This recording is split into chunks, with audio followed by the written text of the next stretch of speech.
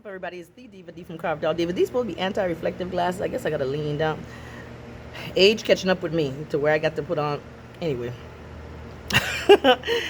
it's Friday, so it's now time for the Friday rant. So here it is. Last night we had a conference night, and you know, one of the things that I make note of, I tell parents about is like, when the children are off task, out of hand, they smacking each other, they doing all kind of crazy stuff. I make them write letters.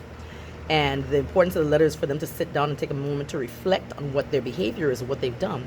One of the things that I've noticed lately is that they always blame everybody else for what they've done. She did this, she told me this, and my friend said to do this. Okay, well, it's time for us to now focus on being accountable, held accountable for our actions. So many times, I remember it's middle school, so we're now in the formative years where they really have to start to really think about what they did.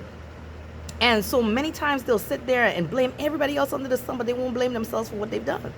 Or they won't focus on what their part was in what took place.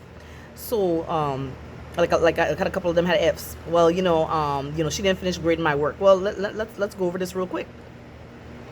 When you walk over to the crate and you walk over to the bookshelf where the notebooks are, all the work's still sitting in the notebook. All the work's still sitting inside the crate.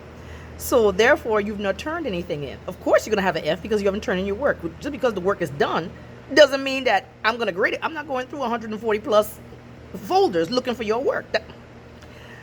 Same thing with behavior. Okay, well, you slapping people in the face, but you want to get mad because I'm having a hard conversation with you. Wait a minute, I'm sorry. When that slap in the face to the other student turned into a fight, whose fault is it really? Because I don't raise my hand to people's children. So teach children that they need to be more accountable for their actions, because a lot of stuff happens and they will blame everyone else under the sun, but refuse, and I mean adamantly refuse, to admit and acknowledge their part in it.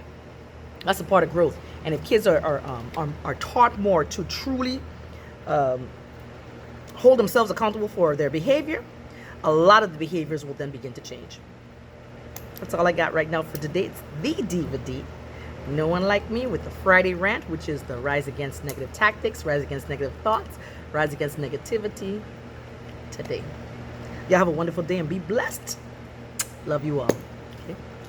Okay?